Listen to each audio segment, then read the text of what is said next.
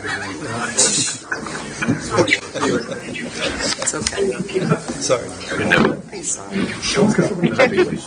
Okay, we allow, sir. I'd like to call to order a meeting of the Summers Board of Selectmen. Tonight is Thursday, February 5th, 2026, 6 p.m., Town Hall Auditorium. This meeting is going to be streamed live. Please join me in a pledge of allegiance. Pledge allegiance to the flag Of the United States of America and to the republic for which it stands, one nation, under God, indivisible, with liberty and justice for all.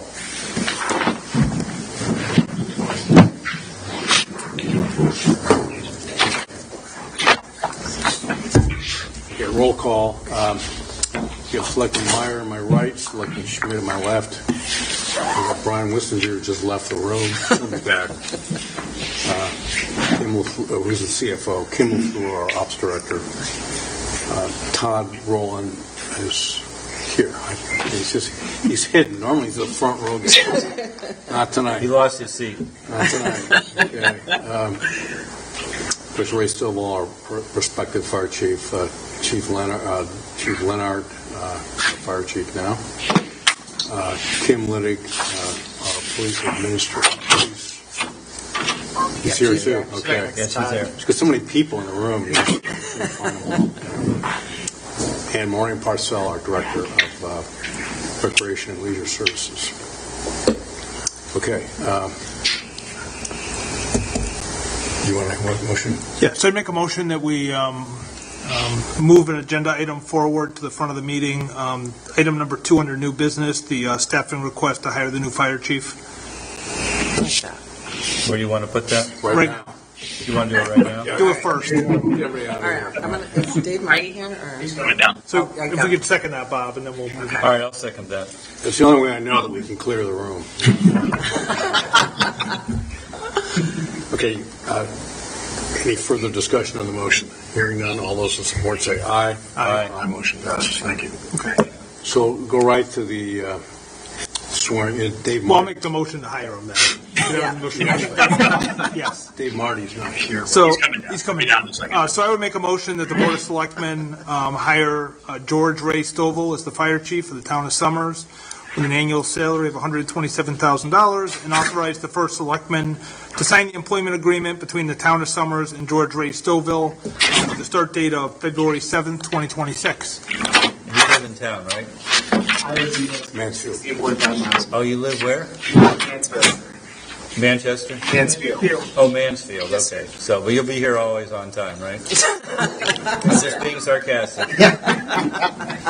Okay, you want to second the motion? Yeah, I'll second that. Sorry.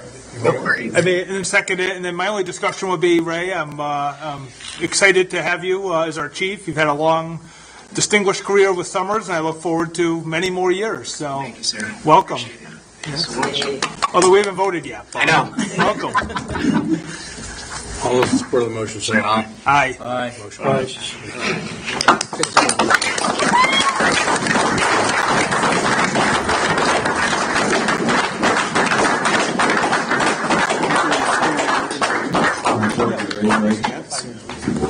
George Ray Stovall Jr. solemnly swear that you will support the Constitution of the United States and the Constitution of the State of Connecticut, so long as you continue a citizen thereof, and that you will faithfully discharge, according to law, the duties of fire chief and fire marshal of the town of Summers, Connecticut, to the best of your abilities. So help you God. I do. Congratulations.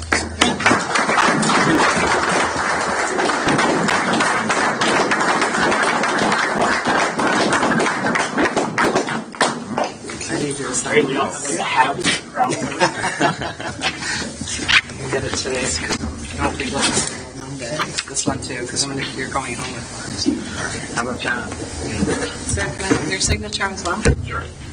This is the Congratulations. MOA. Excited.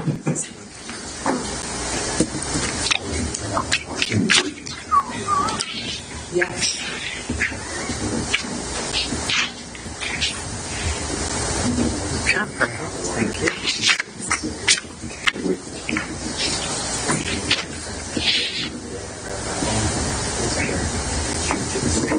Thank you. do the pinning. Come on up. All right, right? Who's got the pen? Get out. Slide right off.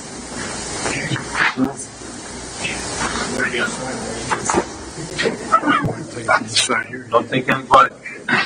Is it going to yellow faces in there if you do? Still got one hidden. There you go.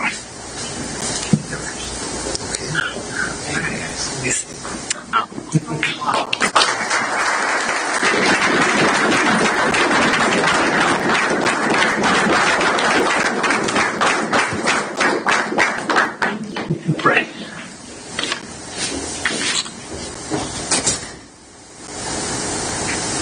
Look over here.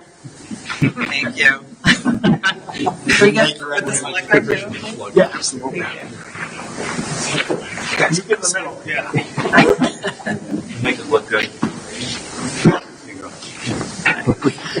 You only shake so much. Oh, we got Bob here. An octopus? All right. Bob, get in there. Okay. Thanks. Very good. All right, thank you. Excellent. Thank you very much. Do you want to take a brief recess? Congratulations. Oh, boy. All right, today's your birthday as well. The budget presentation. 2 weeks? Yes, the budget presentation. Good job. That was great. Oh, here.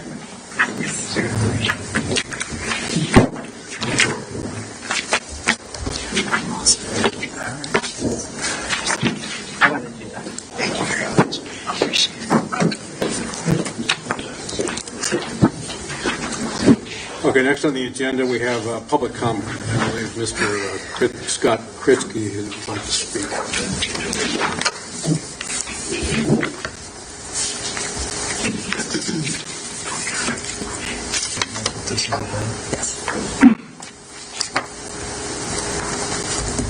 Just make sure the green light is on.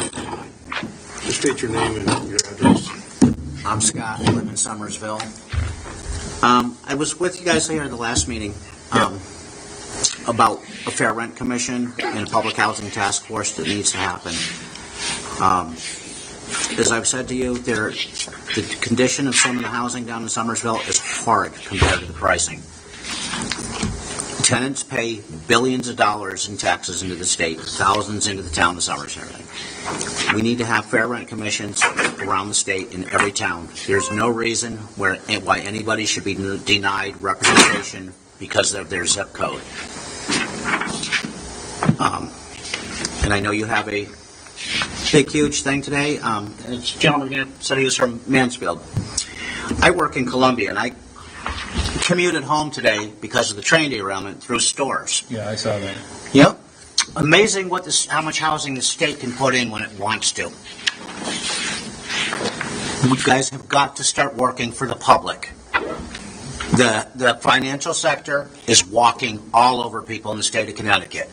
There is not a thing on the planet that can stop a town or anybody else from competing in the private sector against financial sellers and everything else. I've been looking around, as I told you, I've been looking at tax records.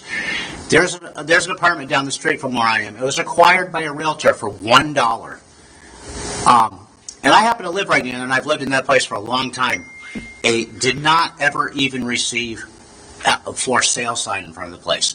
There is a lot of insider stuff going on with realtor acquisitions and everything going on here. People are not getting a fair shake. I think everybody knows this, and the problem has been ignored for way too long. Again, I'm a good citizen in your community. I come down here, I talk Ms. LaFleur's ear off about this problem a lot of times. I'm sorry about that. You know, I need you guys listening on this. I need you guys acting on this. So do all the other tenants in town. I would like to have a copy, if I could, please, of your proposal for your affordable housing. And I would like to expand on it. I'm not going to waste a lot of your time tonight because I see how busy you are. I have a strong engineering background. I would like to see some houses made, as I said, that are already pre-approved designs. If my son, he wants to have a pickup truck when he grows up. You can buy a pickup truck anywhere and drive it on any road anywhere in the United States because it's been all pre-approved for safety requirements. We need to start doing the same thing with housing. Start cutting down the financial sector. Stop making it so expensive. Start coming up. I'm going to give you guys some designs, and I want to have things where we can approve these things, and they can be built on any property without any more hearings. The person can buy them. And as I said at my last time here, I need you guys to start reaching out to other towns as well. I see what's going on, like in Enfield, where they call this capitalism when this town steps up and asks the state for $10 million on behalf of a landlord from Nebraska, and there's no guarantee. There's no written guarantee that housing will stay affordable. That is not a good service to taxpayers. That property should have been sold years ago if it was worth anything. But the town keeps trying to redevelop it, and it's stupid. The things that have gone on in this country with these things are stupid. Build houses and sell them. Compete. You can be a competitor in the free market. Just as I mentioned the last time, just like schools and libraries and everything else, compete against private schools and private bookstores and everything else. This can be done. And I'd like you guys to make a commitment to having a committee go on this. I'm available. You have my email. I'd like you to email me your proposals, please, and I would like to give some input on this, and I'd like to have some scheduled meeting times for us to work on this stuff. And I'll give up my time right now so that other people can speak, but I'm going to be coming back for more. I'm looking for a commitment. I'm not looking for something to be kicked down the road for 3 years, 10 years, or whatever else. We have gotten into a problem from things being ignored for years by the state of Connecticut. Local zoning control and stuff that is outrageous. It needs to be fixed. We're not Beverly Hills here. We're not Manhattan. We're Summers. We're a nice little community to be. There's no reason though why people shouldn't be able to afford to live here. Thank you. Thank you. Thank you. Okay. Do we have any other public comment this evening? No, I'll move on. Actually, Go ahead, please. hey, how's it going, everybody? My name is Scott Sutter. I live at 210 Parker Road. How do you say your name was? Sutter. All right, it's in here. Yeah, no problem. When I moved to town here in 2005, I was a young man as an insurance salesman out in Western Massachusetts, and I tell all my clients that I was moving to Summers, and I would hear, great town, good schools, great town, good schools, right? I've been volunteering on the recreation committee for probably the past 10 years now, and I see how Maureen and the committee has made the town that nice place to live. I know they provide a lot of content for us here in town and for our kids and for everybody, really, the senior citizens as well, the whole gamut. I'm just here. I know we're pitching, Maureen's going to pitch our budget today, and I just want to let you guys know I support it, and I hope not only do we get the budget, but if we could get more money, that would be fantastic, because I know we could do more. But anyway, thank you for your time. Thank you. Thank you, sir. Last call. Does anyone else want to add to public comment this evening? Okay. Presentation by First Selectman. Just a couple of announcements. Number one, Troop C has told us that our next resident trooper will be a man by the name of Officer Matthew Burdzak, B-U-R-Z-D-A-K. I was involved with the interview committee. They had 3 people that wanted the job, all state police, all lived in Summers, by the way, and I'm proud to say that Matt Burdzak was selected. He's got 16 years service with the police. He's got experience in Enfield. He is on the state tactical team, tactical response team. He currently works in the governor's security force. He'll start working in Summers in 2 weeks. So welcome him when you see him. All right, sounds good. Next thing I want to mention is just the 250th celebration. I went to one of their meetings last evening, and they're moving right along. They've got a website. That's set I up. took care of that today, the rest of that. They have, they're going to send out flyers to individual homeowners and businesses explaining what it's going to look like. It's going to be on the, what is it, 15th of August this year, right? It's a Saturday. It's going to be at Field Road Park.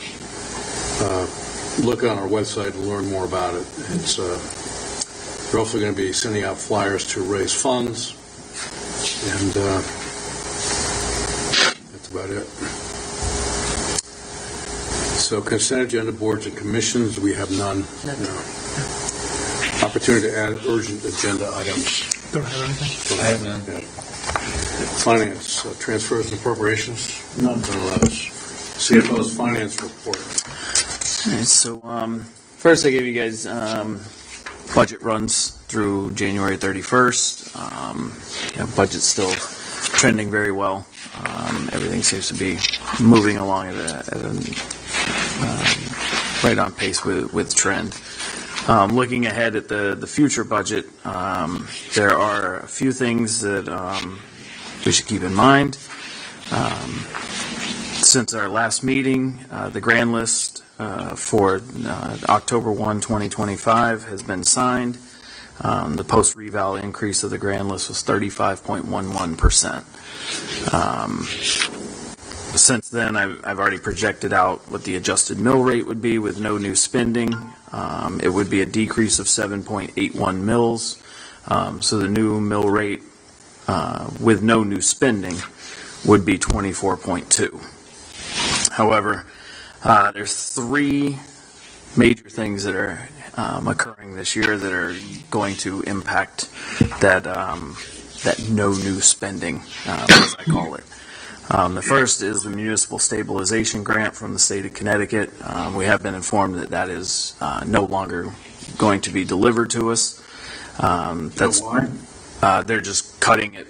They didn't fund it with, they didn't meet their projections, and they have to exceed projections to put money into the fund. So all towns are losing. All towns are losing it. For Summers, it's $254,000. As interest rates are decreased at the federal level, that trickles down to banks and so forth as well.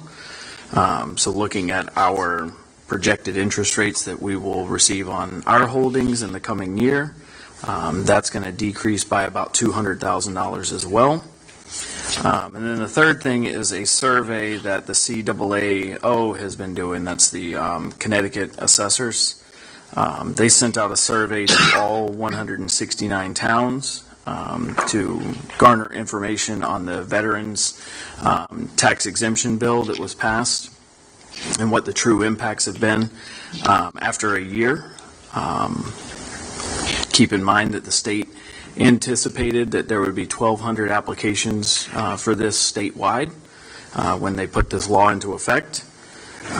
So far, of the 169 towns that were requested for information, 83 towns have responded to the survey. That's 49.1% of the town. This doesn't even, or 49% of the state.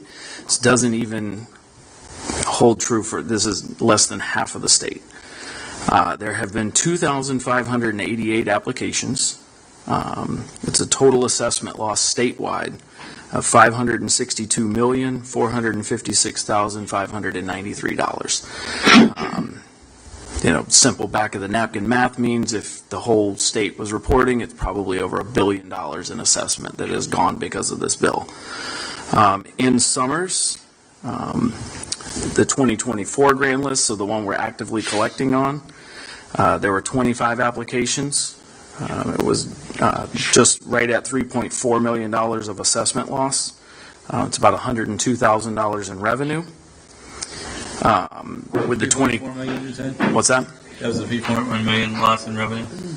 No, 3.4 million in assessment. 102,000 in revenue. There, for the 2025 grand list, there's been 6 more applications come in, so a total of 31. It's a total assessment loss of $7,019,000, or $169,000 of revenue loss. when you compare the mill rates of what, for the adjusted mill rate. 169. 160, right at 170,000. So when you look at the big picture, 454,000 in reduced revenues plus the 170,000 of reduced revenues, we're looking at $620,000 of revenue that we're no longer receiving. That in itself is about a $500,000 tax increase to make up those losses. So while I'm all, on board, gung-ho, let's help people, understand somebody has to pay for it. Nothing in life is free. Based on this, the current proposed budgets from both what has been presented to the Board of Selectmen or what has been submitted by directors, as well as what has been presented for the Board of Education, we would currently be sitting at a 2.4 mil increase. Right now, 2.4? Yes. So, it's not to say that the sky is falling, but What was the board's increase to? 3.68%. 3.68? Yep. Yeah, just over $1 million. Do you have any good news for us tonight? No. That was no, that's all. Yeah, that's all I have. And there's on no that. fund balance available. We're There's- actually there's below no- our minimum. Yes, we are. We're 1% under what we should be at. Yeah. Good point. Thank you. Great, thanks for the report. Yep. Appreciate that.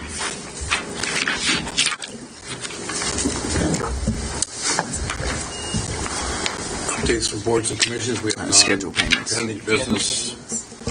Yeah, these payments, Tim.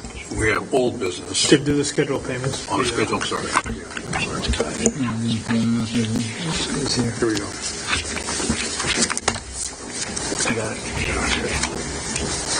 You want me to make a motion? Yeah, that'd be great. I'll make a motion to authorize the payments in the amount of $384,921.08. Second that? Any further discussion on the motion? All those in support say aye. Aye. Aye. Motion passes. Thank you.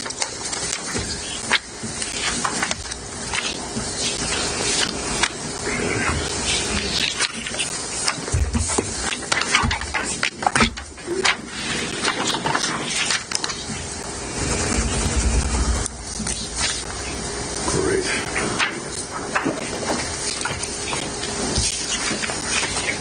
Okay, old business. Mr. Rollins, can you step forward here? Discussion and possible action on amendments to Chapter 63 of the Town Code, Special Projects Committee. Yes, as you recall, we held a public hearing back on January 22nd and took public input about the proposed changes to the Chapter 62 of the Town Code Special Project Committee. Just a brief history, we've been looking at creating some kind of a project or building committee, standing committee, permanent committee that would act as a clearinghouse for all of the requests that we get for large-scale projects. That would be the first stop before coming to the board with recommendations and kind of stop all of these ad hoc committees we've been creating over the years. In doing my research, I found this special project committee already exists within the town code. However, it's 30 years old, and we felt it needed to be updated, so we made recommendations on updates, and then we held a public hearing to get input from the public, which was all very valuable. The upshot of all of this is I'm recommending to the board to make the following changes. Under 62-1, Purpose Special Building Committee, remove Section C, which is a section that talks about the committee's ability to enter into contracts. We heard the public and their concern about this, and as we operate now, only the first selectman, with the approval of the Board of Selectmen, can enter into contracts. So we would remove that section altogether. This committee is an advisory committee to the Board of Selectmen, nothing more. Under 62-2, definitions, capital expenditures, we want to change the definition of this from $10,000 to $50,000. Same change under major alterations. This is definitions within the verbiage. 62-3, the composition and membership of the committee. We propose removing the requirements of that at least two of the members be legal voters of the town. We propose adding one of the member from the library board. We propose adding one member that shall be the chief financial officer. We propose that one member shall be the director of public works. We would like to add one at-large member of the three that we had removed before to keep the committee at 7. This would bring the total membership to 8 members.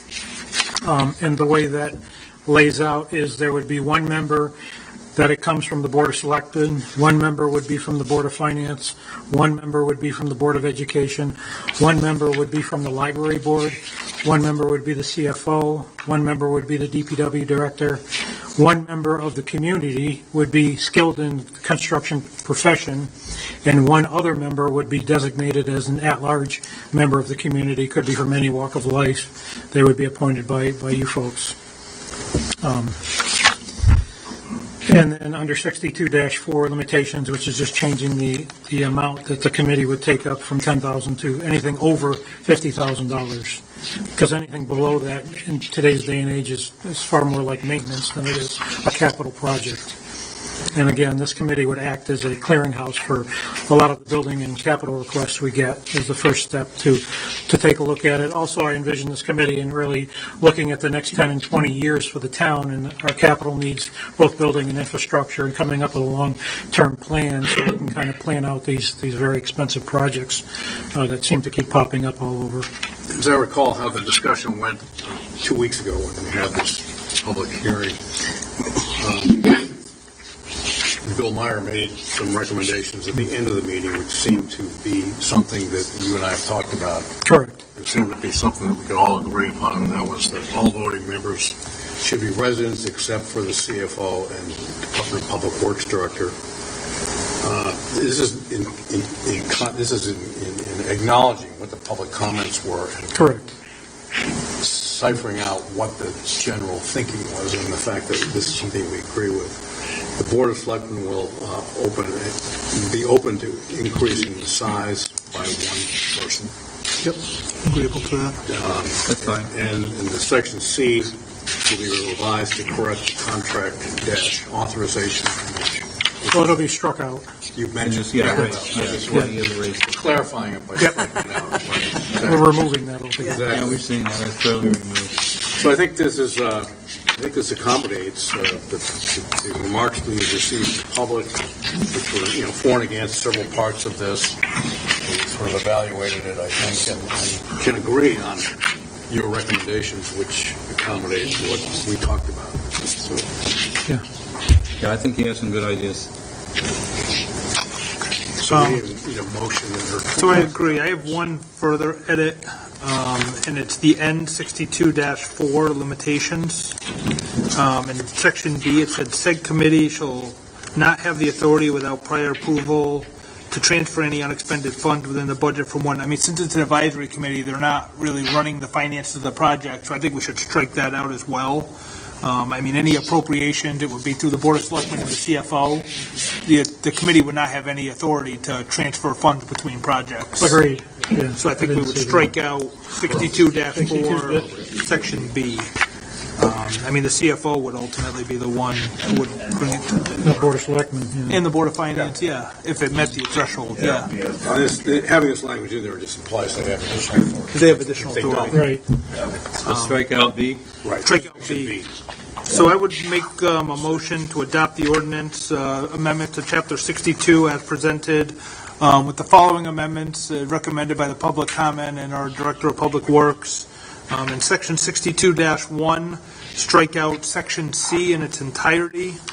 In Section 62-2, amend the language under, 62-3, amend the language. The committee will consist of 8 members.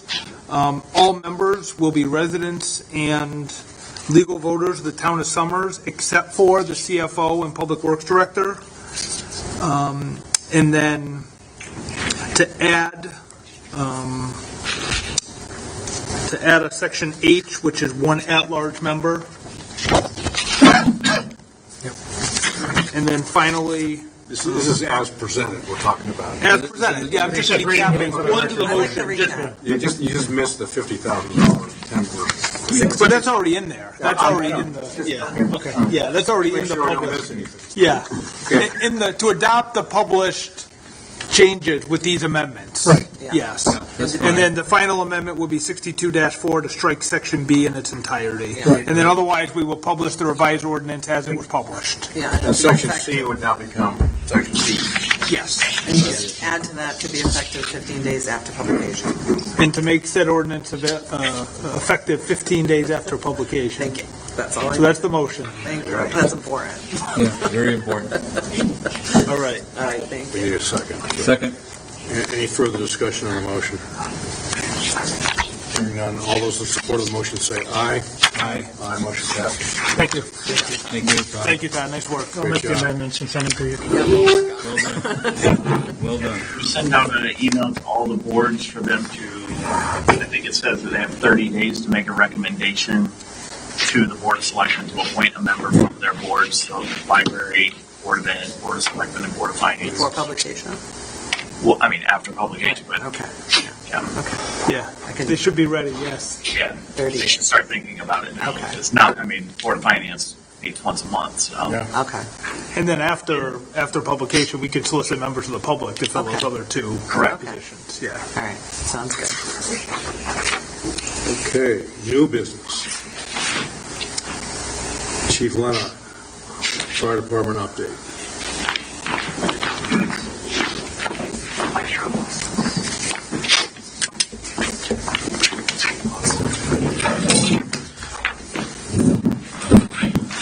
Good evening, everybody.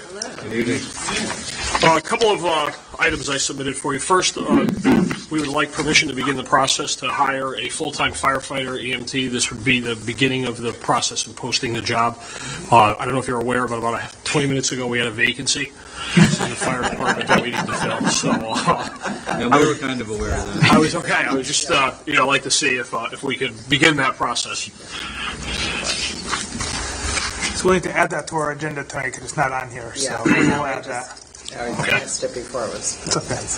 All right, so we make the motion now first? Yeah. Okay, so I make a motion to add to the agenda the consideration and possible action on authorizing the fire department to hire a full-time firefighter EMT to fill a anticipated vacancy. Second.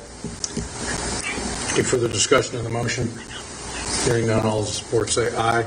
Aye. Aye, motion passes. Thank you. I also provided the board with a printout of calls for 2025. As you'll see, one of our big concerns that we constantly have is the amount of mutual aid calls there. And out of 2,455 calls, we responded mutual aid 745 times. So I know that's something that we've been working on. After this report came out, I directed our services to no longer respond mutual aid if we were already committed to an emergency. One of the problems we were having is that we were going multiple calls deep mutual aid, and it would deplete the resources from the town. So as a step to try to mitigate some of that, if a Summers unit is committed to an incident, we will not go out of town to assist the neighbors. It strips too much of our resources out of town. Is there any chance we can get, so I see the totals for mutual aid, can we get a breakdown of what kinds of calls those mutual aid calls were Let me confer with my computer. Stafford ALS in intercept. Stafford and Ellington? Sean, can we do that? Yeah. Okay. Yes. I'm just curious. Yeah. I've got a pretty good idea of what they are, but We should also compare with our billing company. I know we've reconciled in the past, just to make sure that the billing company has the same Correct. data. As we have talked about in the past, Mr. Ryan, this number reflects the number of calls that are entered into the computer software. It may differ depending on the source of the information. So as you're aware, the dispatch center, if a dispatcher inadvertently clicks one of the Summer units, it could generate another incident number. So this is the number that I have gone by during my tenure, is always what we have in the computer at the firehouse. Yeah, so this is good. I think this is excellent. So. They tried. Second, and something that was been working on for several months was we received a grant. We received the paperwork yesterday, Mr. Keeney, for the UTV. Okay, so, the town of Summers was awarded a Polaris UTV for $38,000 through the CROG. The UTV is to be used for fire department operations, for firefighting and emergency medical services. It's property of the state, given to us to operate. Chief Stovall and I developed a plan for operations and for training before it's used. The state actually has a very good plan and model guidance on how to use it, so very excited. A needed piece of equipment. It'll be good training could become very important. Yes. Making sure the town gets sued for damages. So it'll be very, very, it'll be good for, bad weather. It'll be good for the mountains. I'm sorry? When do we get it? It's imminent. They're lettering it right now. Oh, okay. So. Just let me know when you get it, because I have to send it to Carmel. Okay. And the Bowers Tournament, the Four-Town Fair, those events it'll be utilized very well for those. Finally, I was asked by Mr. Keeney to write a little report before I left of our improvements. So, do they have a copy of the report? Yes. Thank you. So, I provided a report from July of 2024 until now, breaking it up into different sections. Obviously, one of the biggest things when I came here was I sat down and did an assessment of the current makeup of the department. We identified some lack of positions, especially command positions on the career side. It was something that concerned me, that at the time most of the officers were either acting as acting Deputy Chief Stovall and acting Deputy Chief Atwood. We were able to convert those to captain's positions, which I think was a great move, because I could tell you that I knew when I joined this department that Ray or Matt would be the person that sat in the chair after me. And I think that this sets up a very good system of knowing that if a person comes to work in Summers, they have an opportunity to become the fire chief now. And backing that up a step, the way that we've been hiring some of our own volunteers, you can come in this department as a volunteer, you could get hired as a firefighter, and you could leave here as the fire chief in town, which is something I think we should be very happy and very proud of. Also could be helpful in recruitment. Yes. Again, part of our strategic plan that we looked over, we wanted to improve three things. Our fire response, which had been lacking. I feel over the past few years prior to my arrival, we focused heavily on EMS and kind of lost our firefighting way. Also, we identified vehicle extrication and wilderness and rope rescue as the two most common incidents to happen in town. Thanks to a committee that was put together in the department, most of the officers worked very diligently on it. We identified equipment and a light rescue vehicle, which then moved on, and with thanks from the CIP Commission, we were able to purchase a lot of the equipment that was needed. Most of the equipment is in the light rescue vehicles in the process of being built. I believe June will be in here at around the June timeframe. Chief Stovall actually got the first photos of the vehicle a couple days ago, so it's something that we're very excited working on. Obviously, staffing with the union contract was another big thing that we worked on. We were able to add an additional position, and I currently, depending on Chief Stovall's budget presentation on his birthday, the possibility of adding an additional one. So it's a good improvement to the department. One failure or one point that I did not get around to that I really wish we were able to address is the portable radios. I would say that probably the biggest need of the department right now is quality portable radios. We're at the point that we're buying spare parts and doing our best to hold them together. CIP did address it last year. However, we were awaiting the outcome of a Fire Act grant, which we actually still haven't heard either way. The Fire Act grant process was greatly affected by the government shutdown and was pushed way back. So we're not out of the game, but it's getting late in the fourth quarter, if you will. So that would be something I think that the department, needs soon is new portable radio equipment. Great. And that was approved by the Board of Selectmen, just it's a funding source from the Board of Finance. Yeah, correct. We were waiting on if we received the grant, and we had gone in on the grant with Tolland and Bolton. Tolland and Bolton. to try to do it as a regional grant. And again, the way that the grant works, if you're familiar with it, is they start awarding, but they keep some grant prizes held back towards the end, and they release in phases. So we've gone through 2 phases of releasing, and we haven't gotten the no, but we haven't gotten the yes. So Any indication of whether this is going to move forward or not? there is not, no. It usually comes as like a surprise phone call that we've been awarded. So, and that's my report. Obviously, it's much more in depth for you to read through. If there's any questions at this time, I've just got a question with regards to you mentioned the portable radio. Yes, sir. It's definitely needed. I mean, we've heard that before and addressed it as well in the past. What about any other current or future challenges that you believe the department has? I think the other challenge, like all volunteer departments, is recruiting and retention. Unfortunately, the pressures of volunteer nowadays and the requirements are extremely strenuous. And, despite the best efforts of the members of the department, I would actually point out Larry Felix, who's here today. He's in charge when the new members join. Larry puts out a tremendous effort and time into bringing new people in and trying to orientate them. And frequently when he explains to them the requirements of the positions, we lose a lot of people because most people aren't aware that whether you're getting a paycheck or whether you're volunteering, it's the same requirement. So that would be the other biggest threat I see to the department. That and obviously the rampant mutual aid. It pulls our people out of town a lot. One of the oddities is since we're an all-hazard department and we do medical and fire, where a lot of the neighboring towns have strictly EMS units, we're pulling our fire protection out of town on EMS incidents. That's one of the reasons why we made the change we made recently to try to hold some of the fire suppression units in town. And most recently, you had that structure fire in Ellington, last week? Correct. Monday. The fire department didn't respond. They responded. They arrived with the first piece of apparatus, but there was only a driver on it. Chief Smith actually entered the building and knocked on the fire with a fire extinguisher. As we arrived, we actually took the hose line off the first Ellington fire truck. So we just pulled up our truck and took their hose line.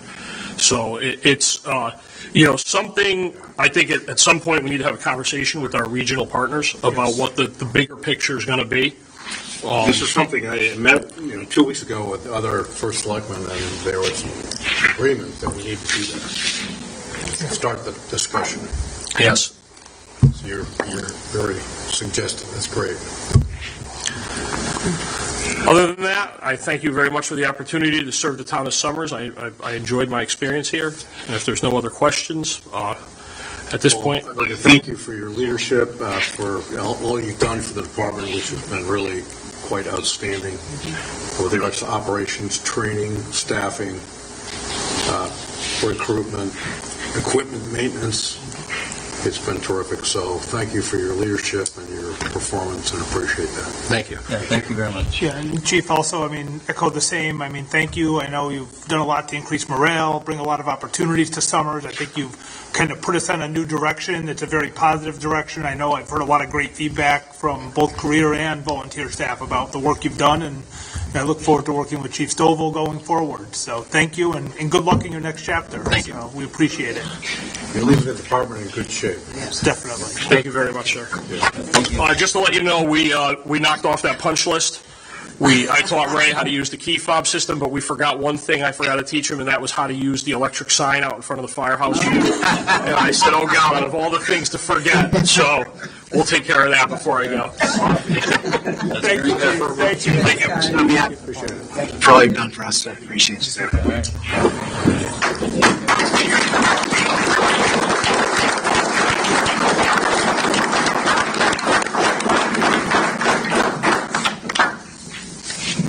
So next we have a budget presentation from our police administrator, Kim Liddy. Surprise. Thought it was last week. Yeah. You want me to let my handouts here? Yeah. both of them. Second page. We need to take up the item too. We added to the agenda. We didn't take action on this Oh, about it. before we forget about Post the job. Post the job. Yeah. Can we do that? I could just make the motion. Please. So I'd make the motion that the Board of Selectmen authorize the fire chief to post the firefighter EMT position pursuant to the union contract. Yeah. Thank you. I forgot about that. Any further discussion on the motion? All those in favor, say aye. Aye. Thanks, Billy. Yes, thank you. I'll You'll talk to Ray. I'll work with Ray. We are, we're, Luckily, we meet every week, so we I can, know. we can post it, but we don't, I know it's time sensitive, because I know they have an immediate vacancy now. And the new chief doesn't want to work overnight anymore. I know. Yeah.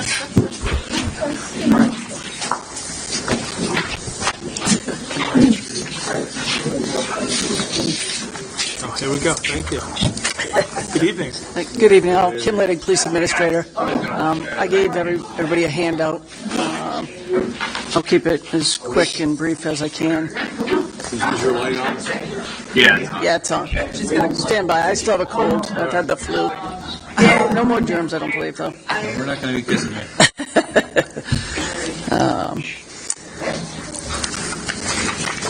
So I gave you guys a list of some department goals that we have for the coming year. Biggest thing is State 3 tier accreditation. We're in the review process right now. It's going very well. Hope to get that. You're meeting on that today, right? This whole week, actually. Yep. Continue building stronger community connections with the other departments. Continue to responsibly manage our resources, which I think we've done very well over the past few years with our budget staying within it. And expand outreach and education, especially through our SRO program in the schools. We did some training at the schools last week with staff due to active aggressor incidents. Each line item is going to stay the same as far as request, except for two items: equipment and supplies and salaries. Equipment and supplies request 20% reduction, $2,000 less. I guess that's a good thing. Over the last 3 fiscal years, we've intentionally increased this line item for major purchases, including new rifles, related accessories to the rifles, ballistic protective gear, and a large storage safe designed to properly store weapons and sensitive equipment with additional capacity for future needs. These major purchases have now been completed, and operational needs at this time are expected to return to normal levels. So we're looking to reduce that line item by 20%. On the other hand, for police officer salary, we have requested and have been approved over the last 3 fiscal years for a $1 increase for each officer. I know Brian, our CFO, recently conducted a salary survey, which we've had discussions about. Our officers were not included in this recent increase, so we'd like to continue to add $1 an hour from our budget to each officer making under $35 an hour, and went with the 50 cents to each officer making over $35 an hour. This keeps our budget proposal under 2% for the year. I think it was, 1.87%. I think that was pretty reasonable. I know Selectman Meyer had conversations with Brian about having, our newly hired officers all start off making the same amount, which is what some of the surrounding towns do. So I believe over the next 2 years, we can get everybody to that $35 threshold. The reasons for the variations right now, we've had full-timers that were part-timers, went full-time for a couple of years, decreased their hours again. Some have been here for 14 years, all the way down to, I think, 5 years, except for the last SRO who's been there for 1.5 years. So we're just trying to be competitive and retain our officers, which is getting more difficult. The incoming resident trooper that we're going to get, the transfer list should come out tomorrow from the state police. He works for Governor's Security. They probably will not waive his 2 weeks, so he'll be there for another 2 weeks. He is part of the tactical team. He just does minimal call-outs around Eastern District of the state mostly. His salary will be lower, so that should be another line item we probably could reduce. We'll have to wait and see where he's at. He's not at top step Coming on yet. board, you said? What's that? Was the new chief coming in? 2 weeks. 2 weeks, new chief? Correct. Thank you. I think you're asking for, what, $180,000 to cover that expense. Yeah, we budgeted the line item at the same rate that we were, Last year. that we had, 185. Officer Price at. With this being lower, I agree. I think it's something that, push comes to shove, we can reduce it. We'll have to do a estimated calculation on it. I don't know what that would be, but we'd look at historical, what we paid Price, and, maybe the state will be kind and give us at least, what the rate of pay will be, and we can build out the fringe and everything from there to find out what the cost would be. He's just hitting 8 years, so he's not at top step trooper. Top step's what, after 15 years? So it varies depending on the contract. Could be 9 years, could be 12 years. Oh, okay. They change it. All right, yeah. So that should be lower. Otherwise, everything else, the mobile data terminals in the car, those are, stay the same. Monthly phone charge through AT&T.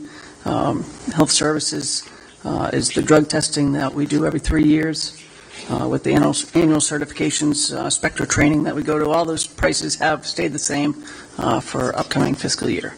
So there was no change on those. We've been pretty good with vehicle maintenance, staying under. The past few years, we've gotten all the cars marked, which is just under $1,000, I think about $900. We have them all marked right now, about one. So I think we'll leave that there. So there could still be money that comes back on that line item as well. Let me just say you've done a terrific job managing that department. You got an award, I think, and the selectmen will join me in presenting it for having the lowest amount of increase of any department on a continual basis. You're still doing a great job. You guys are tremendous. I wish other department heads would. I mean, we've signed off, obviously, on MOUs, MOAs with Stafford and Ellington. We've done a lot of training with them, with the state police going to the range. Once we went to the rifles, when we can get to training during the weekdays, 1 or 2 officers at a time, versus the weekend, we save on overtime. We don't have to pay that higher cost on a Saturday. So we've been able to get our guys into training. Simsbury, yeah. So a lot of times there's no cost to that when we get 1 or 2 guys in during the week versus a Saturday where you're paying, 3 troopers overtime besides any of our officers that are on overtime. How many part-time vacancies do you have right now? 2? 2. Any bites? No, nice work. I think this is a good proposal. I agree with this. As far as the increases go, I think that's a good way to handle it. Like I said before, now for several years, I think I would certainly support, adding tasers if the department is interested. So I think there'd be a conversation with the new resident. Yep. And especially the kind of rural nature and how far away backup can be. It makes a lot of sense, and certainly something I would support. And I think, over the next year, I think it may be time to just take a look and see if everything's working, or if we need to make adjustments as far as how many full-time staff we have, how many part-time staff we have, what the shift coverage is, and all of that. But I agree. I think you've done a great job, and I think we're in a good place. So, thank you. Thank you. Well done. Thank you very much. Cough drop? Yep. Box of tissues? Should have got the flu shot. I can't get. Don't order medicine off of Amazon. Kim, could you send us the statistics when you have a minute, too? I know you just get the stats. I know you're just getting over being sick. That's all right. Yeah, for last year, for the 12 months, January to December. Yep, absolutely. Thank you, just like you've done in the past. Thank you. Thank you very much. Next up is the budget presentation by Recreation and Leisure Services Director Priscilla.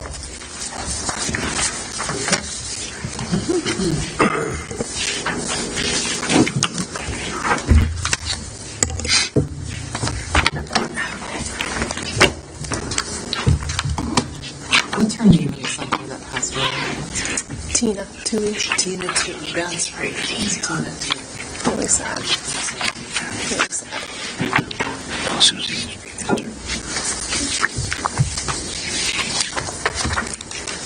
I knew the name. It's very sudden. I know. Sorry. Okay. Good evening, everybody. Good evening. For the record, I am Maureen Parcell, Director of Recreation and Leisure Services. Thank you for the opportunity to present our fiscal year 26-27 budget and to highlight how our department continues to serve residents and enhance the quality of life in the town of Somers. Tonight, we will discuss our budget request for fiscal year 27, the community impact, recreation and community programs, the recreation fund, the senior center, and our goals for 26-27.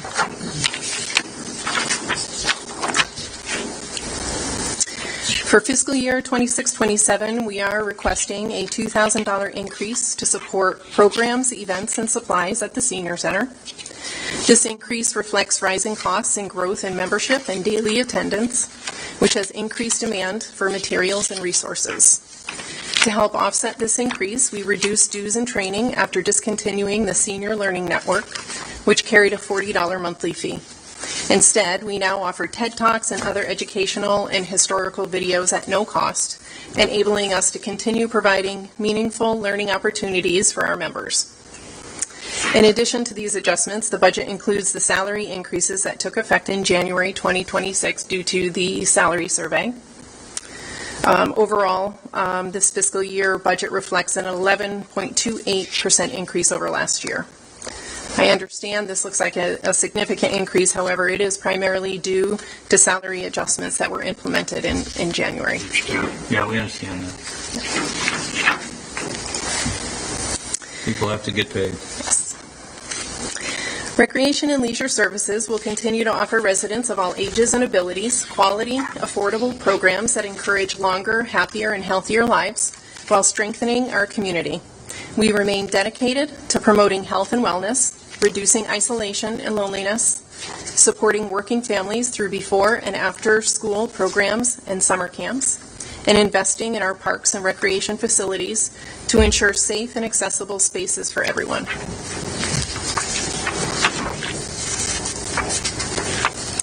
The impact of our programming is clear across many areas. We enhance physical and mental well-being through healthy lifestyle activities, stress reduction, and promoting social inclusion. We create meaningful social connections through youth, adult, senior, and family programs, as well as community events. Additionally, we support the local economy with seasonal jobs, volunteer opportunities, and increased activity that benefits nearby restaurants, shops, and services. We also improve safety by engaging youth and offering structured opportunities for at-risk individuals. Lastly, we foster civic pride through volunteer efforts, partnerships, and community involvement.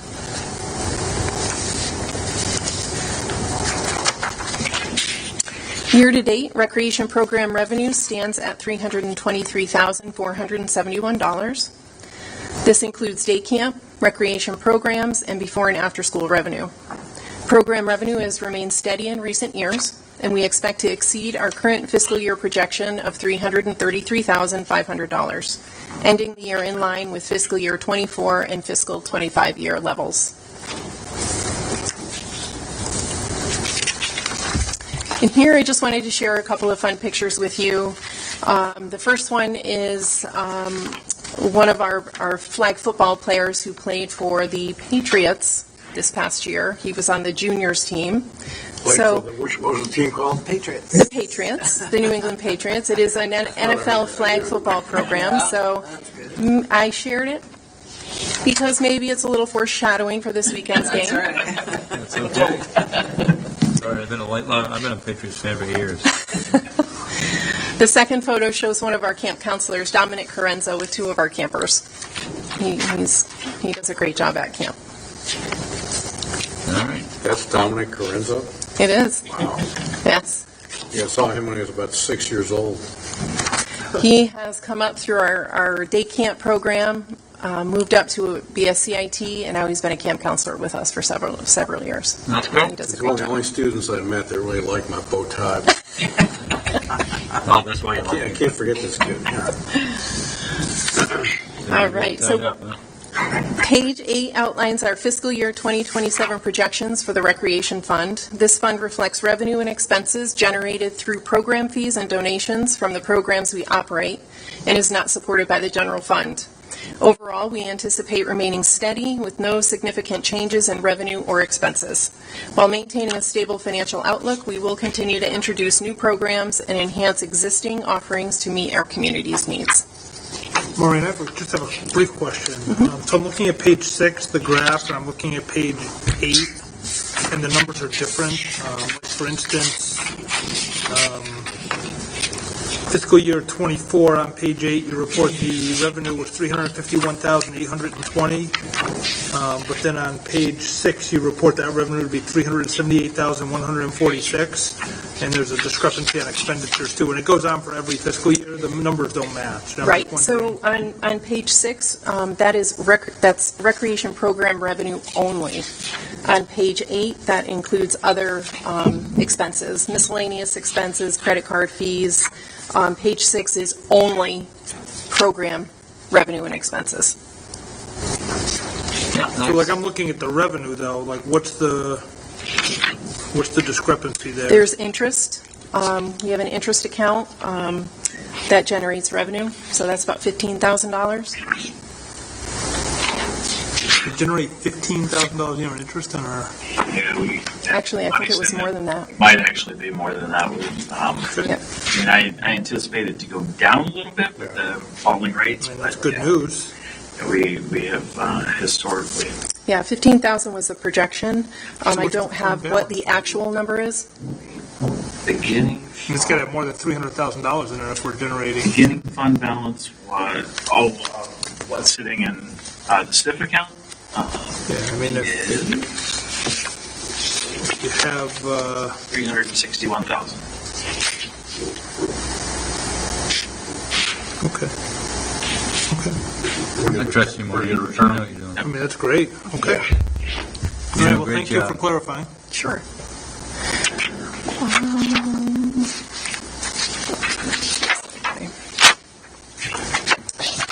Okay, so I'll move on to page 9.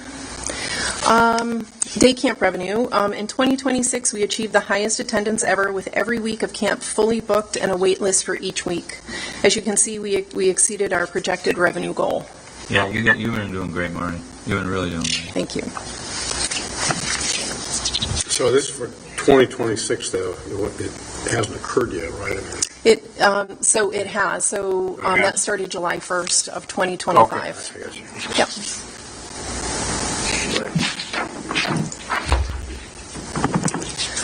Recreation program history. We expect to generate an additional $20,000 to $30,000. This is a year-to-date number right now. We have approximately $130,997 in there right now. We expect to generate an additional $20,000 to $30,000 in revenue by the end of this fiscal year, exceeding our $140,000 goal. Popular recreation programs include our NFL flag football program, tot soccer, futsal, cooking classes, Puzzlepalooza, gymnastics, and skating. And our top performing camps are flag football camp, Spartan basketball, Spartan soccer, lacrosse, and our clay and pottery camps. You seem to keep exceeding your goals. How are these goals set to begin with? You're lowballing the goals so you can exceed it. It's conservative, Mr. Keeney. Beg pardon? They are conservative goals. Okay. That's a They good are, word, conservative. they are conservative. We don't know from year to year what programs we're going to run. So last year, for instance, we ended up canceling Small Fry Camp. We don't know from year to year what our programs or our camps are going to do. So we just look at what we did the previous year, or we look at what our goals were the previous year. We may increase them a little bit from our previous It was goal. canceled because of participation. Right? It was, yes, unfortunately. And it was, with the increase in minimum wage, it just wasn't feasible to run that camp anymore.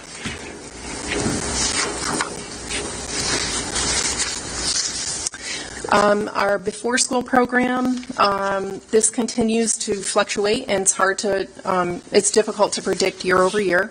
However, this year we have seen a slight increase in participation compared to last year.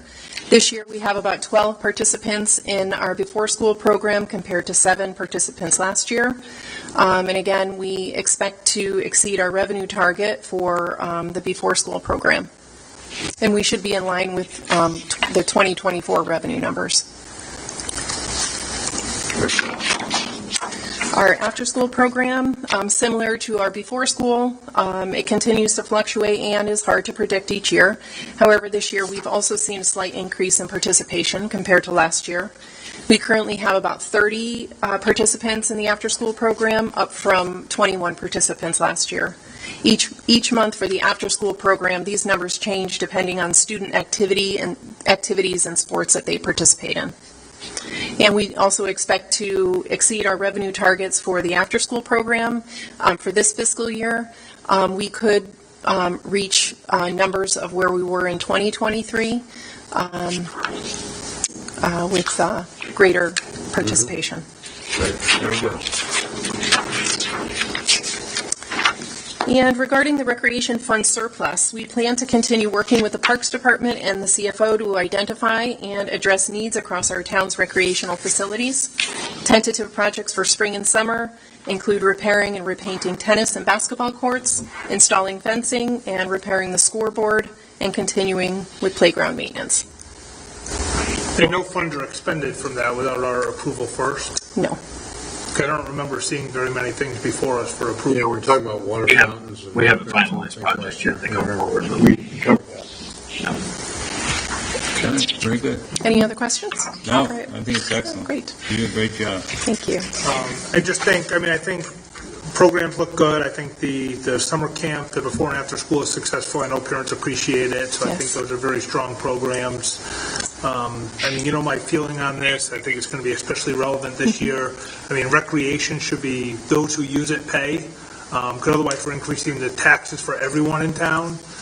So I think, between that fund and the fees we charge, I think it needs to be on the table. I don't know how we're going to bridge the gap this year to balance this budget. So I think it's going to be some harder conversations, and I think everything's on the table. So I think we just got to be open to that. And, there's nice to have and kind of our aspirational goals versus, what we can afford. Certainly don't want to cut recreation to bare bones, but at the same time,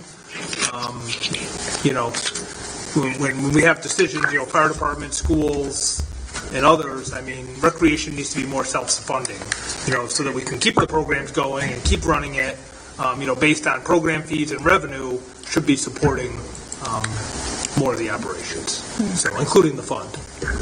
However, I'm not aware of any other program that we have that funds that way. Fire department.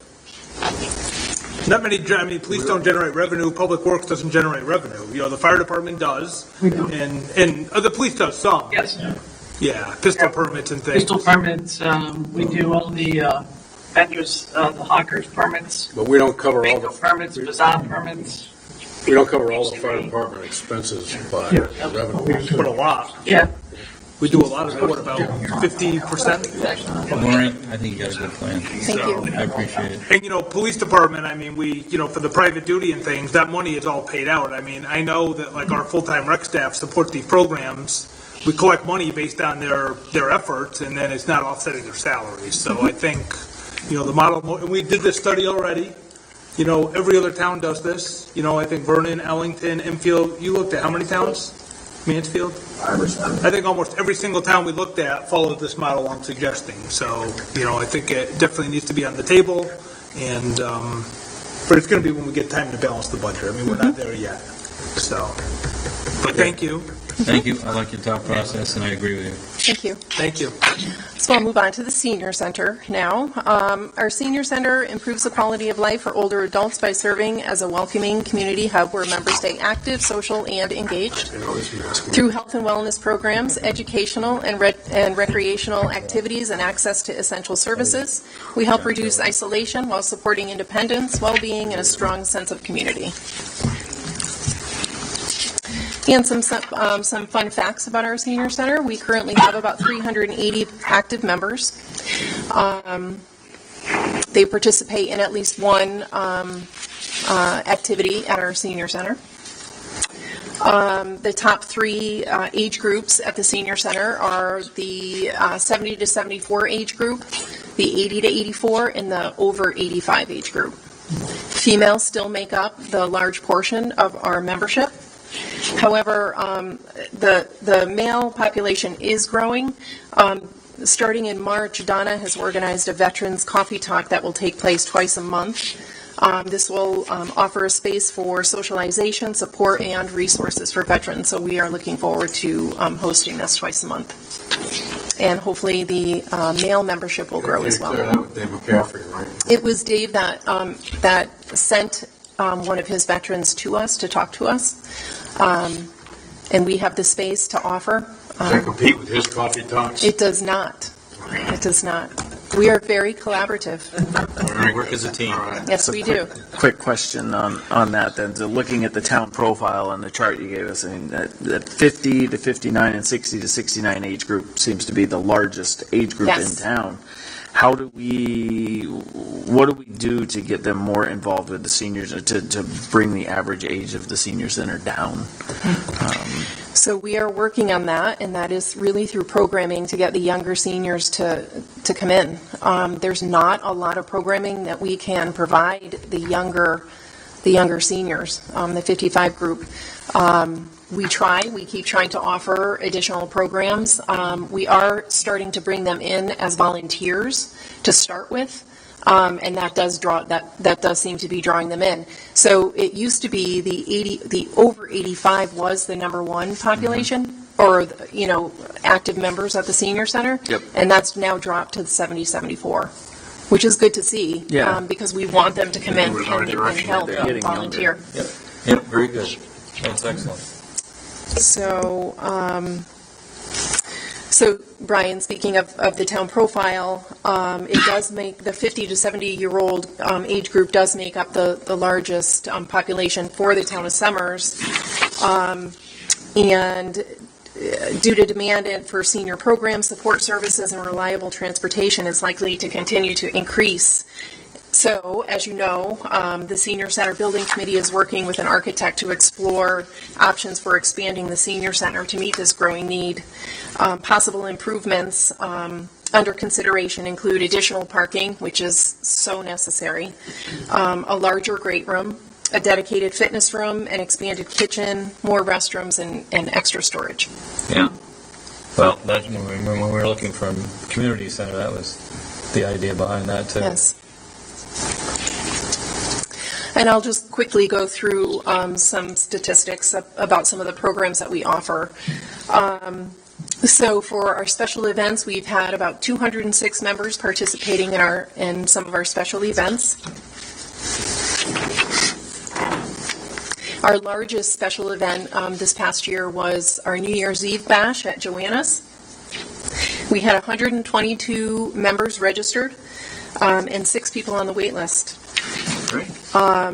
And we did hold this at Joanna's because we cannot fit them in the senior center. So this is the second year in a row that we've held this event at Joanna's. And they were on the dance floor from the time the DJ started playing music until he stopped. And I'm not kidding, they were up there the entire time dancing. They had a great time. Might as well support a local business too, so it's Absolutely. Yeah, it's excellent. So when I did look at that first picture, I thought she was holding a funnel, not a large glass. I was like, whoa. She had to fit her large martini in there. And at this event, we had 9 members who attended who were 90 plus years old. Wow. Yes, 55 members who were 80 plus. One of our oldest active member is 99, turning 100 this year. And another, one of our other oldest members is 97, turning 98 in July. Wow. And these are very active members at the center. Did you see that lady last night on TV? She retired as a teacher at age 90, and Wow. she started teaching at age 23. Wow. Wow. Can you imagine that? 67 years she That's was a amazing.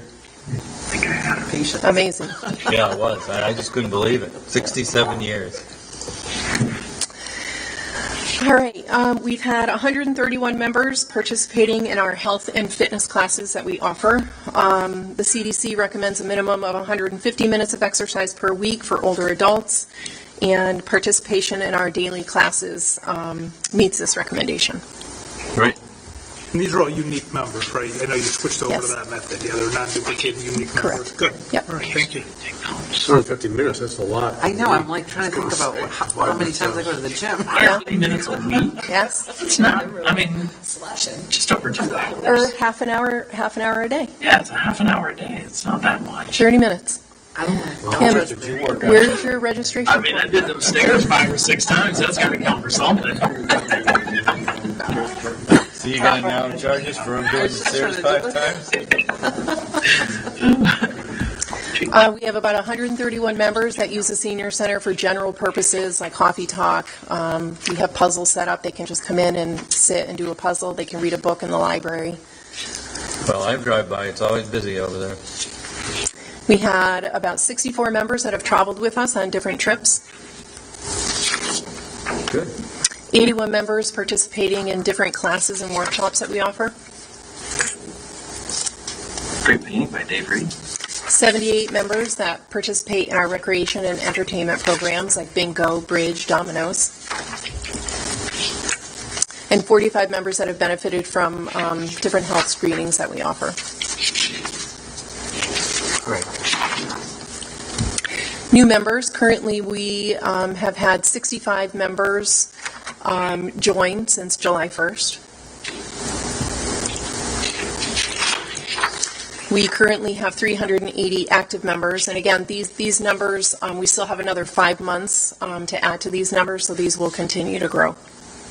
What's the capacity of the room, according to the fire department? Well, according to the fire department, it's 101 with tables and chairs, I believe, but that would be very tight, especially with people with walkers trying to get in and out between the tables. That's really tight. When we hold events at the senior center, we keep it at about 60 or 65. And with 60 or 65, we don't have enough parking in the parking lot to accommodate that. Yeah, we hear you loud and clear. It's a tight room. Well, we know the Rotary built that Yes. years ago. Yep. There's still guys in Rotary to this very day that are still remember building that for you. Yes. So I've that's why I spoken was with really them. kind of disappointed when this town didn't go for the community center. Because that would have been a very important thing to do. Are we going to build that too? I asked them. No, I have to be quite honest with you. The age of the Rotarians today is a lot older in most of the folks. And some of the people that were involved in that, they don't have the physical ability anymore to do those types of things. I remember going to Rotary meetings in the early 90s where they said bring your saw and hammer and your other toolkits. We're going to go over and work on the senior center. So Yeah, not happening now. that's why it wasn't built according to code and a few other things. Yeah. But we have a building, and it has served us well for 35 years. Yeah. And we are outgrowing it, but it is a great building. It's a great asset. Yes. Yeah, you do great work. You do a great job. We currently have our daily attendance has increased to about 44 members attending daily. This number has doubled since 2022. And this is duplicated, though, this number. Nope. This is 44 unique people every day. Yes. Yes. Now, this is an average, so it could be based off of a luncheon that we've had twice a week where we have 60 people there twice a week. It doesn't mean every single day, but that is an average daily attendance, yes.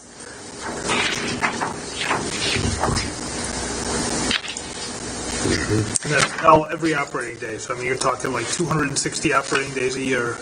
The average is 44 Monday through Friday. a day. Yep. Okay.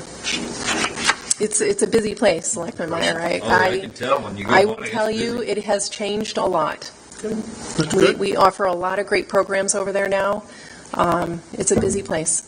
Yeah, there was just a senior in earlier this week just doting about, the staff over there, how great they are, and, how they make them feel welcome, and She loves the staff. She loves you. She It loves is a home away from home for them. It is a lifeline.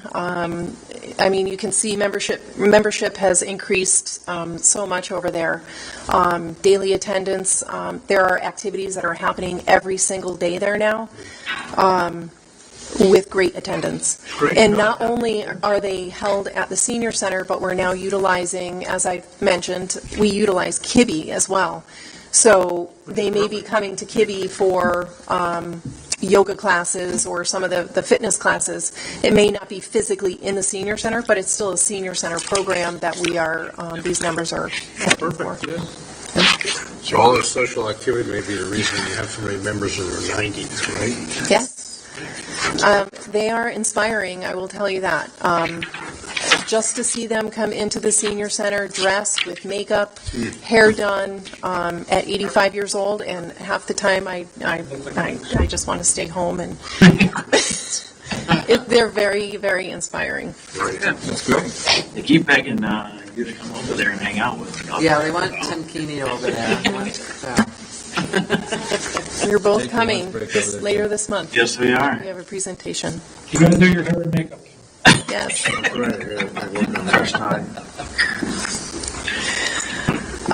Dial-A-Ride. Dial-A-Ride. So far this year, we've provided 1,613 passenger trips for 44 residents. Todd had applied to replace one of our buses. Unfortunately, we did not get that grant for 2026 as we had hoped. The grant application process has reopened for fiscal year 27, and replacing the 2016 bus is still a significant need. Todd will reapply to secure funding for this replacement. 2016 we're replacing? Yes. That bus has over 100,000 miles on it. Oh, my God. The 2019 has about 100,000 miles on it. And we are in dire need for a bus. Is it breaking down, or? Jack has brought it out. Okay. 2016, and we have issues with both of them. Yes. We have more issues, I think, with the 19 than with the 16, but Those are the 16 is rotting. Deserve a lot of credit for what you do. Unfortunately, the cost of buses has doubled since 2025 or since 2020, and so we went from being able to get a $60,000 bus to needing a $140,000 bus. So. Well, Maureen, as I said, I think you do a tremendous job over there. Thank you. And the things that I hear from the people that go there, I very rarely hear anything bad. I usually hear very, very positive things. So you deserve a real attaboy. Thank you. Senior Center facility challenges. I've spoken about this many times now. We continue to face challenges related to its size and capacity. Limited parking further restricts participation. As demand for senior programming grows, these limitations impact our ability to serve residents effectively. The Senior Center Building Committee, again, is exploring long-term solutions, including a potential expansion of the current building to ensure we can meet the needs of our aging community. Do you track the data? So, like what you just said. So you say there's a program, and you're saying you have to cap it at 20 people because you don't have enough room. So do you track the waiting list, how many people were turned away? Yes. Do you have that data then you can share? Yes. Okay. Yeah, I'd be interested to see, how much unmet demand we have. Yeah. And I'd really like to see not only expansion of that, but I really would like to see a community center in this town. I know you guys worked hard on that before, but I really think we need to fly that out again. Because we have obviously a lot of need for it. And we don't have the facilities to provide what's needed. We just need to figure out how to pay for it. We're competing right now with the HVAC system for the elementary school. I understand. That's still paying fire. If the money tree over there would start blooming, it'd be great. But until the money tree starts sprouting and producing free money, 22 to 25 million with very little grant money. Actually, no grant money because we didn't get approved by the bond committee. Right. So As this gentleman has tried to explain to, and as I told you, I was on the EDC for 10 years. This town needs to change its focus, and its focus has to be on building more houses, bringing businesses in this, and increasing the grant list. And if you increase the grant list by building more homes and apartments and get more businesses in this town, then you could afford all these things for the people that we have. And I agree. And that's what we've got to do. It's been the priorities for quite a while. And it's been that way for so long. And yes, sir. If I may, I'm sorry for interrupting. Building houses is infrastructure. It returns money. Paving road, like you guys said, paving roads doesn't pay off. But housing, where you get a tax bill from it, pays on. It's infrastructure that makes money. Yeah, well, and the thing, it's Except when you hit a pothole on a road. so like I was. Well, what'd you do about it? We had no choice. We were, we had, it's the same, Tim, we had the same thing. People came to, people wouldn't even listen to us. I could get more out of a wall, less frustration.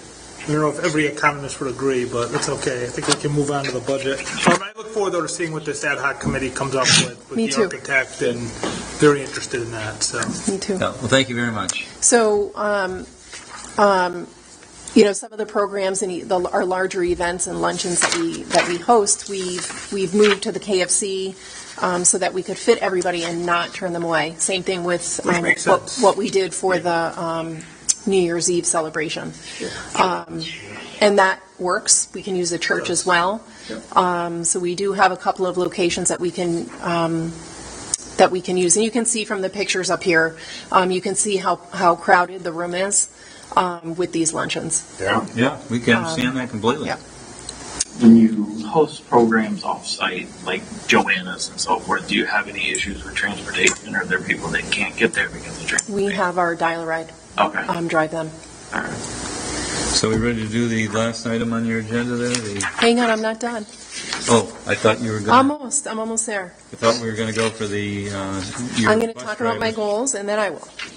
Then you're going to go for your bus driver. Yes. All right, looking ahead, we will continue to improve program offerings and provide before and after school activities to support working families.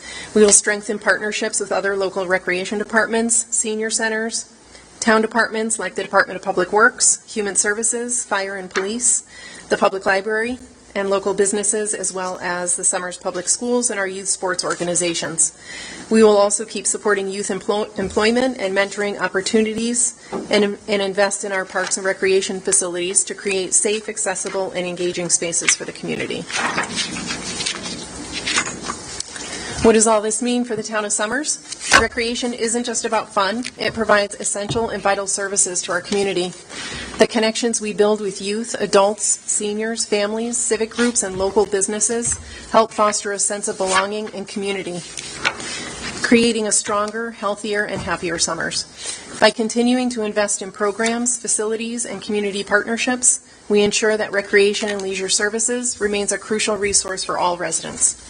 Our efforts not only improve the quality of life today, but also lay the groundwork for a vibrant, connected, and thriving community for years to come. Thank you for your time. Tell us about the last slide here. I want to hear about this.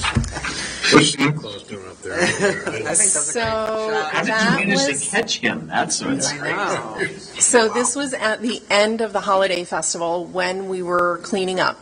And the moon was rising. It was a beautiful night. It was cold, but it was a beautiful night, and the moon was rising. And I caught this picture with the tree. Everybody had already gone home, and my whole drive home, I knew I wanted to post it on social media, and I knew I wanted a story to go along with it. So I got home, fixed the photo a little bit, and posted it on social media, and people loved it. They were showing their kids that were at the festival, telling them they just missed Santa taking off. They just stayed a little missed bit him. longer. They couldn't see Santa. Is that a UFO? UAP. That's So, great. That's fantastic. anyway, there were so many residents that really loved that picture. Somebody copied it. They made their Christmas cards from that photo. Oh, really? Yes. Yeah. That's great. So it did draw a lot of feedback, which is exactly what I Potential wanted. revenue raising. I want to charge. Yeah, Yes. for the rights, yeah. Anyway, thank you for your time and your support of our programs. Thank you. Thank you. Thank you very much. You're great. Okay. So we're going to do the bus driver? Yes. Yeah, staff request to hire Rich Locatelli as a part-time senior center bus driver. So you have seen me here for the last few months to come here and ask for a driver to be hired. Yes. Both drivers did not work out. One found another job. One of them was for other reasons. We've recently received another application, and this is from Rich Locatelli. Richard is retired. He already works for the town on a per diem basis with DPW. He helps out wherever they need him: street sweeping, roadside mowing, filling in at the transfer station, and snow removal. He currently drives for Glen Meadow Retirement Community in Long Meadow, where he transports seniors using a 22-passenger bus with a lift, so he's already familiar with working with older adults and managing mobility needs. However, if Rich gets approval for this position, he will not work for them. He will work for us. Before retiring, Richard spent 46 years at Collins Aerospace, eventually rising to the position of primary technical lead. He grew up in Enfield and has been living in Summers for about 10 years. He truly enjoys working for the town and is excited about taking on this extra role at the senior center. His schedule is flexible, which will allow us to evenly distribute coverage among our current drivers. From a requirements perspective, Richard is completely qualified and prepared to begin work. He's CPR and first aid certified, has a CDL with a passenger endorsement, and his medical certificate is valid through August 26th. Pending approval from the Board of Selectmen, I recommend a start date of Monday, February 9th at an hourly rate of $21.36. We need a motion for this. Yeah, I'm happy to make a motion to, let's see if I can make sure I get it right, to hire Richard Locatelli, is that correct? That's correct. For a part-time senior center bus driver position at a rate of $21.36 with a start date of February 9th, 2026. Second that. Any further discussion on the motion? I just have one comment on it. Since he is currently a DPW part-time person as well, seasonal part-time person, just please be mindful of total hours worked across both departments, because once we break that 30-hour threshold, that's when benefits and so forth start to kick in. So if he's working winter operations or so forth, he just keep that mindful of that. And he can't cross 40 hours either. You're correct. Yeah. We will be mindful of that, and I'll work with Todd on the hours. Right now, we're just looking at 1 day a week for Rich on Fridays to drive. Our other two drivers will drive, one will drive Monday, Tuesdays, our second driver Wednesday, Thursday, and then Rich will be Fridays, and then filling in for vacation and sick times. I think his son might be on planning and zoning, Chris Locatelli. Yeah, his daughter-in-law is very active in Earth Day. Girl Scouts. Right. Yes. Terrific family. Yes. All right.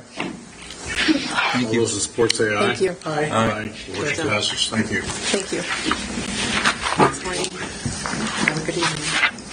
Discussion authorization for first selectman to sign Phase 3 agreement with STV for the HVAC elementary school committee.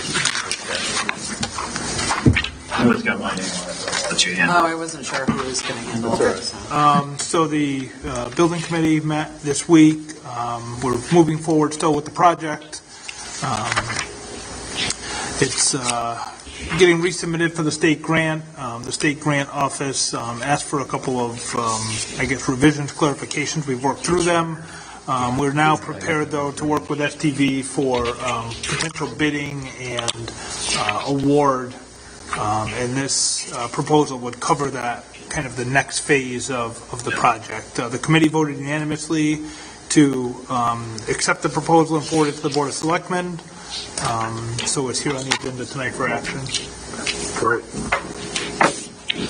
So I'd make a motion to authorize the first selectman to sign the agreement with STV for Phase 3 of the Summers Elementary School HVAC project as presented.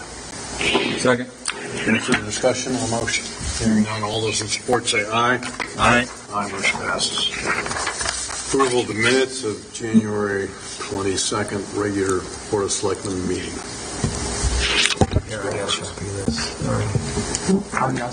Make a motion to approve the minutes of the January 2022 regular meeting of the Board of Selectmen as presented. Second that. Any further discussion on the motion? Hearing none, all those in support say aye. Aye. Aye, motion passes. Thank you. Next, approval of minutes of the public hearing held on January 22nd for the, this is the public We did payment. hearing. Yeah. January 22nd for the Chapter 63 Town Code Special Project Committee. Second? Oh, you need a motion for that? Yeah. Okay, you need, I have to make a motion. I thought you were making the motion. You're fast. I thought you were making the motion. I'll make a motion to approve the minutes of the public hearing held on January 22nd, 2026. Great. Okay. I'll second it. Any further discussion on the motion? Hearing none, all those in support say aye. Aye. Motion passes. Motion to adjourn. Motion to adjourn. Second.